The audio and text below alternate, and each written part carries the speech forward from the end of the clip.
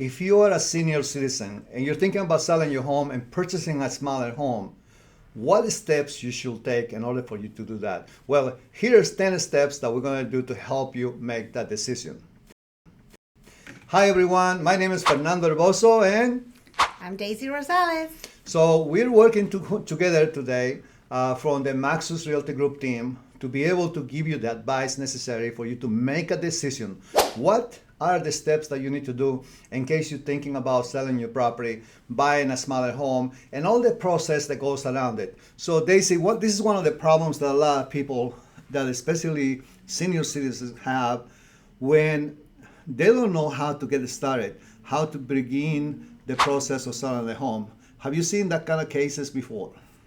Yes, Fernando. As a matter of fact, I'm working with a couple that are trying to make the transition of selling their home and downsizing to a 55 plus facility. However, they're not so tech savvy and they're very scared.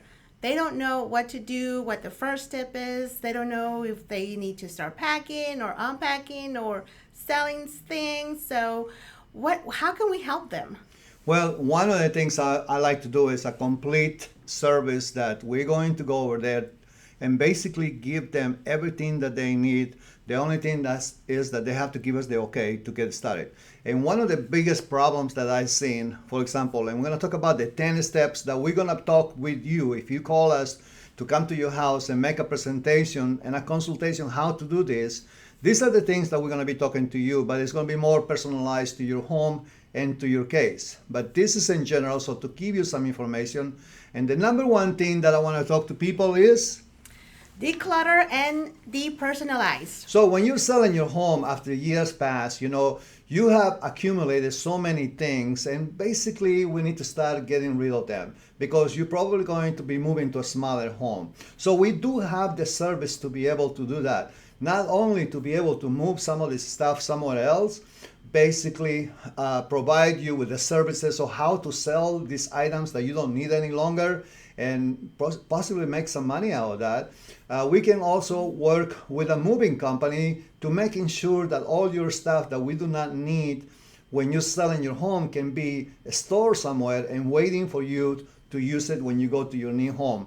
But as you know, the guidance that we can provide you is to remove everything that is personalized to you and make it a neutral, welcoming environment for the new buyer to come. So that's the number one thing we're going to concentrate on when we come. Number two, deep cleaning. Okay, deep cleaning. So have you ever been to a house and you're coming and you're just concentrating on how dirty the house is, and you're not looking at the house, or you're not looking how beautiful the house is. The only thing you're seeing is how dirty it is. So that's not a good sight whenever you're showing houses, huh, Daisy? Not at all. So what happens whenever you have a buyer and they're looking at this? I mean, how can you make them concentrate on the house and instead of concentrating on the dirt and all the things that surround the house? I will start by asking my clients to do some deep cleaning first. Perfect. That's exactly what we want to ask you, to making sure that we are going to recommend a cleaning services. And do you have anybody that you can recommend to our clients to be able to come to the house and make that deep cleaning that they need to have before the house comes in the market? Yes, I do. I know you do. What's her name? Ellie Jimenez. Okay, so Ellie Jimenez, that's one of the persons that we can actually talk to them.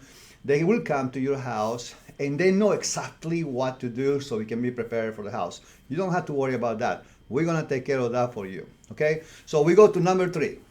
Make necessary repairs. So why do you think we need to do repairs on the house before we sell the house? I think because most of these folks have been living in their homes for 50 plus years, have not done any repairs at all, and it's outdated. Obviously, and then you understand that if you do not make those repairs, the price of the house actually is going to come down, and you're not going to get an offer that's going to be sufficient that you're going to be satisfied with that.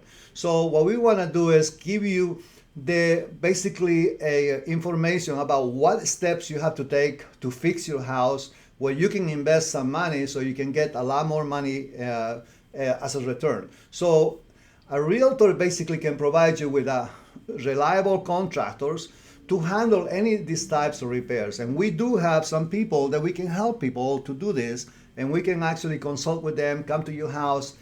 In actuality, did you know, Daisy, that in some cases, our clients do not have to pay these repair people until we sell the house. So you don't even have to come money from the very beginning. So that's a good thing for you. So let's go ahead and talk about the next step, which is number 4. Paint in neutral colors. So why do you think painting a house in neutral colors is important, Daisy? Because you don't want to go into the house with every room, it's either a different color wall, a different color rug, or wallpaper. Who has wallpaper nowadays, Fernando? Well, a lot of people do. And unfortunately, that's what's happening. When somebody's moving from a house, they've been there for a long time, we need to take care of that, because that's not going to help you get the most money for your house. So we're going to make sure that we're going to paint it in neutral colors, something that's going to appeal to the most people so they can go ahead and make an offer. So that's very important. The same thing, do we have painters in our staff to be able to come over there and paint somebody's house? We have plenty. We have plenty of people waiting on the lines to be able to come do that painting. And like I say, you do not have to pay these people now. You can pay them at closing. That will be no problem. So what's the next step, Daisy? Enhance curb appeal. So when I talk about curb appeal, it's the first presentation that we give when somebody comes to your house. When they come in to see the house, as soon as they drive in, they see the front yard, they see the house, they see the front door and everything else, that gives them a vibe. And that's the first impression of the house. And that's why we need to enhance the curb appeal, because we want them to be a positive experience for them. So we're going to concentrate on that and making sure on the landscaping and all the exterior improvements that you need to do in order for you to be able to have the house prepared for sale. And also at the same thing, we're going to need some landscapers to come and work for you. So do we have landscapers on our staff that may be able to come and do that for them? Yes, we do have those too. And they know how to do it, and they know how to do it without having to spend an arm and a leg. They know exactly the little things that they need to do to making sure that is going to be correct. So let's talk about the next step. Stage the home. So why do you think people need to stage the home, Daisy? Especially with this 55 plus clients that we have, we don't want to walk into a home full of walkers or wheelchairs. We need to have it presentable. Yeah, and not just that. It's just that at the same time, sometimes the house may be showing so many things, especially that's personal to the people that they live there. And then when the buyer goes to the house, they cannot concentrate on the house at all. They're just looking at all your stuff, your pictures, and the things that you have on top of the tables, on top of the counters.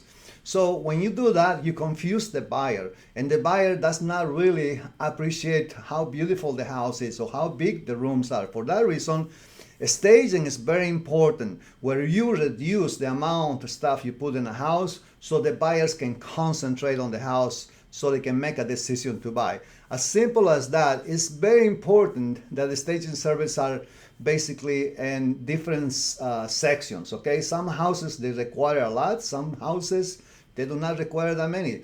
We can use your own furniture to do the staging as well. But it's very important that showcasing your house to potential customers by staging your home is going to assure you're going to have the most money.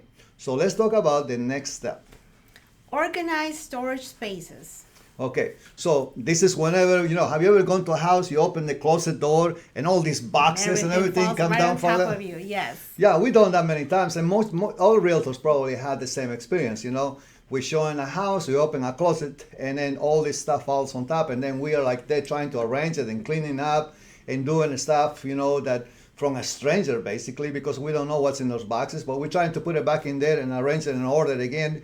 It's because we need to organize. The storage space basically plays a very significant role whenever somebody's buying a home, because they want to make sure that you have enough space. But that doesn't mean that you need to cram it and fill it with a bunch of boxes and all that. For that reason, that's why we can use the moving services to start moving some of this stuff to a storage, which is temporary facility where they can have your stuff in there until you buy your new home. So let's talk about the next one, Daisy. Upgrade lighting. So have you ever been to a house and showing a house and it's dark and you're trying to find the switch, and when you turn on and it's just a little light bulb that it looks like a little candle in the middle? You sometimes feel like you're walking into a haunted house. Exactly. And it's Halloween coming, that's not really the vibe you want to do whenever you're selling a house. As soon as you turn the lights, this is not the time. I had one client that says, well, I don't want to put those big light watt bulbs because it costs too much money for the electricity. I say, this is not the time to save. You need to have this house as bright as possible. Open the windows, open the curtains. You want to turn the lights, and I want it to be bright, bright, bright, because you want to show the house that way. Because the minute that you have all those lighting that is very, very dim, you can hardly see the interior of the house.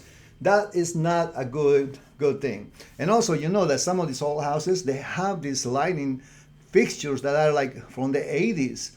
That is all rusted, and you can go to Home Depot, and you know how much it costs to replace one of them? Probably about $50, $80, and that's it. And you can just replace those light fixtures, and your house gonna look good, especially outside. All right, let's go to the next one. Create a welcoming entrance. All right, and that's one of my pet peeves as a realtor. I've been doing this for a long time. And Daisy, how many times have you gone with a client to show a house, and then you're in the front door and trying to open the lockbox, and you're trying to figure out how to do it because every lockbox is almost different. You're trying to put the numbers. Meanwhile, your clients are standing on the front door looking around, and what are they seeing? They're seeing an old beat up welcome mat that only says "Welp." That's it. Everything else is has completely been erased. Then you have the caulking around the doors all beat up. You can see big cracks. The door is not painted. The light fixture is like from the 1980s. It's got a bunch of corrosion and green stuff growing on there. So that's what I'm talking about. Yeah, that's what I'm talking about. Creating a welcoming entrance is what is most important. And they are standing in there while the realtor is opening the lockbox. We want to make sure the door is painted. We want to make sure there's caulk around it. We want to make sure the light fixture is changed. We want to make sure you got a brand new welcoming mat, so we can have that great impression. As soon as you open the door, we want them to see an open interior with the lights on and everything looking good. That is what is the definition of a welcoming entrance. And that's necessary for us to sell a house. Very much so. First impressions are always the best. Exactly.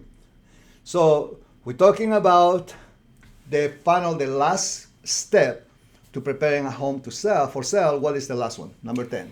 Get a pre-sale home inspection. Okay, why do you think we have to do that, Daisy?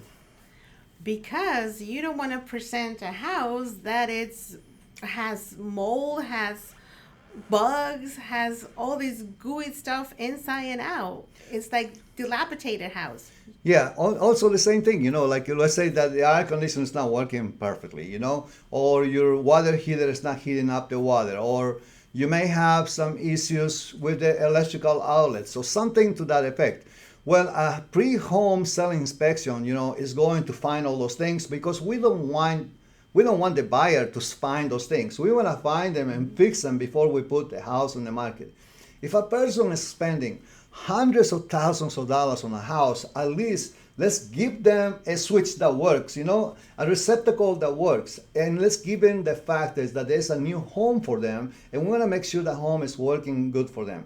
It may be old. You may have to replace. You don't have to put a brand new thing, but it has to be working. That's the very most important thing, that you have to do that. And we don't want the buyer to find those things, and then they're going to lower the price to you because they feel like the house has many problems.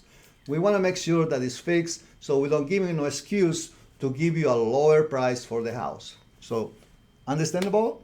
Understandable.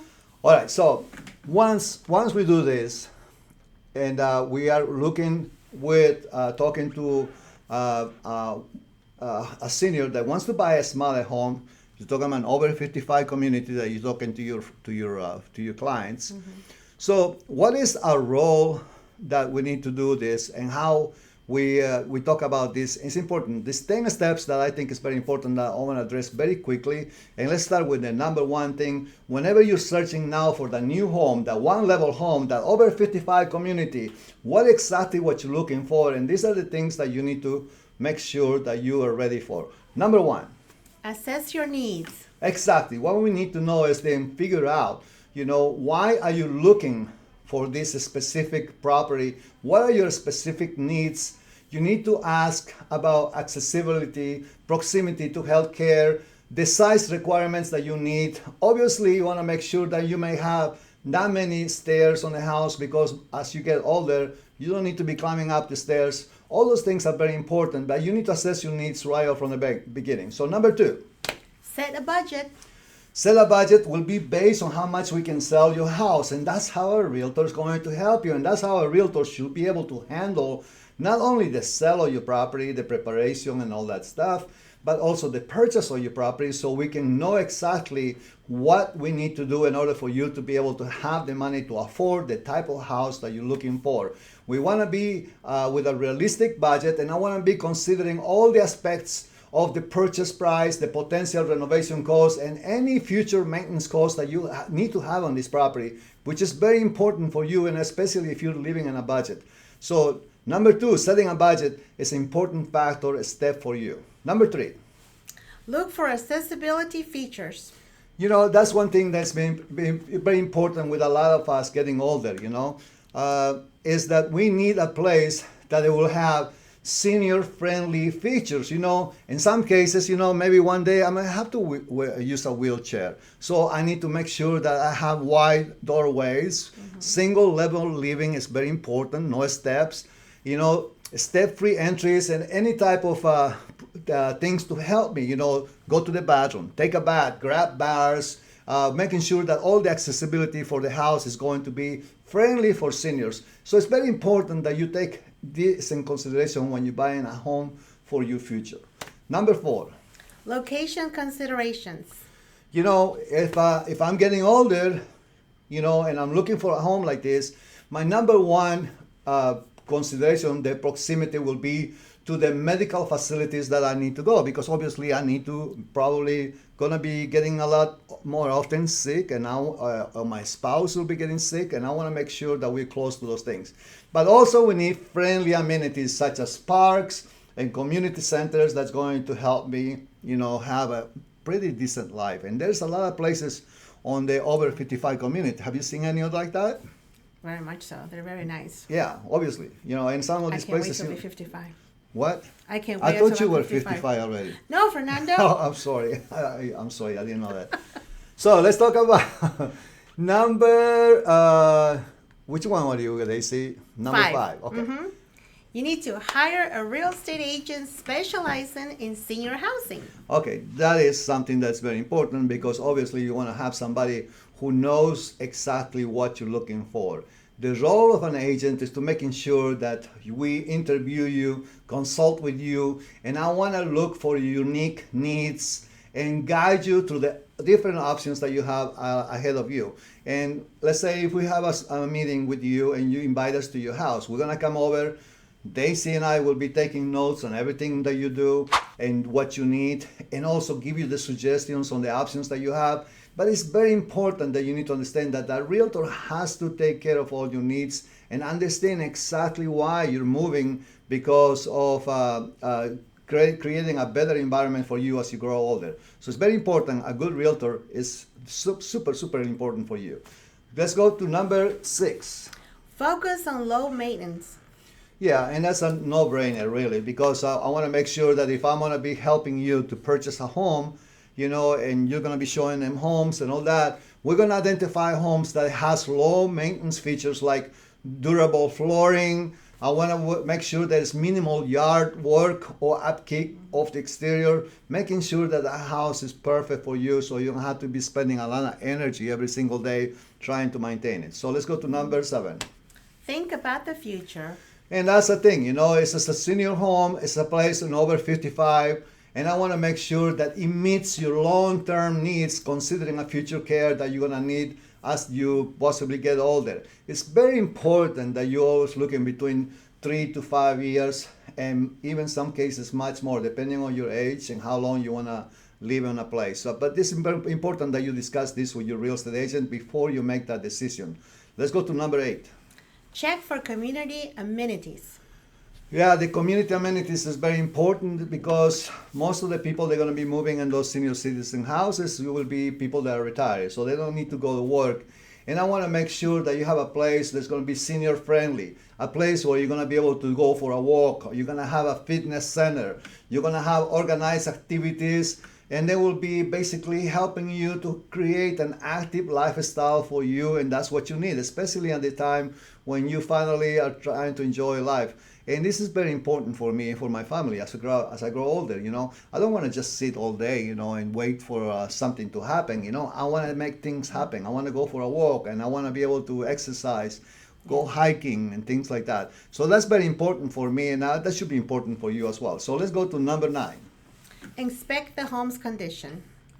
That's the same thing that we did a home inspection to sell your property. We want to also make sure that the house you're buying is going to be a good house for you. You're not going to be buying somebody else's problems. Most of the time, you are going to be buying a house that has somebody else purchased a long time ago, and it's not a brand new home. I want to make sure that the house is basically in good condition and is free of any costly repairs of heating issues that you may have in the house. Very important for us to make sure, analyze the house and protect you during the process of buying a home. So a home inspection is definitely one of the number one things and conditions we put whenever we're buying a home for you. And finally, number 10, Daisy. Review Homeowners Association rules, HOA. Okay, so this is really the part where some people, they have these rules when it comes down living about on the same place where you're moving, and they're gonna have some certain rules that you wanna make sure you can abide to those rules. And some of them, they're very strict, In some cases, they may not even allow you to have a pet. But most over 55, they do allow you to have a pet. Is that correct? A small pet sometimes, but they're very strict about children. Yeah, okay. And that's another thing. So you need to make sure, analyze exactly who's going to be living with you, who's going to be coming visiting you, what type of pets you're going to have. All those things needs to be making sure that you can abide to and you can be okay. Because once you move in, once you buy the house, and once everything is done, you're going to have to follow those rules. You have a certain time whenever you purchase a home to review all these HOA rules with your realtor to making sure that everything is clear to you. Make sure you do that before you buy a single family home or a condo or a townhouse for you to move in. So those are basically 10 steps to sell your house and 10 steps to buy your house. These are very important questions that you need to do, and that's like I was saying earlier, Daisy and I can come to your house and give you that type of presentation and analyze every aspect of these 10 steps to buy and 10 steps to sell to making sure that we don't miss anything. Is there anything else that you want to say to the people watching this video and how they can invite us to come to their house? Just trust that we are specialized in this area. Just trust that we've been there before. We've been doing it for many years. And, we'll do whatever it takes to make this move comfortable for you. Yeah, just remember, working with a realtor through both processes is really a benefit to you because you can ensure that your home is prepared for sale in the best way possible. This also is finding you the perfect home, one level home that's going to meet all your needs as a senior. And remember, you're only going to move one time. That's all. You don't need to be selling, moving, and then waiting and buying a house and moving again and all those things. No, we're going to take care, arrange everything. The repairs of your house. We're going to arrange the staging of your house. We're going to arrange the inspections of your house. We're going to arrange everything for you. The only thing you have to tell us is, come to my house, give me that consultation, how to do this, and let's begin to work. Thank you for watching our video, and I appreciate it for your time. Thank you. Bye. Bye-bye.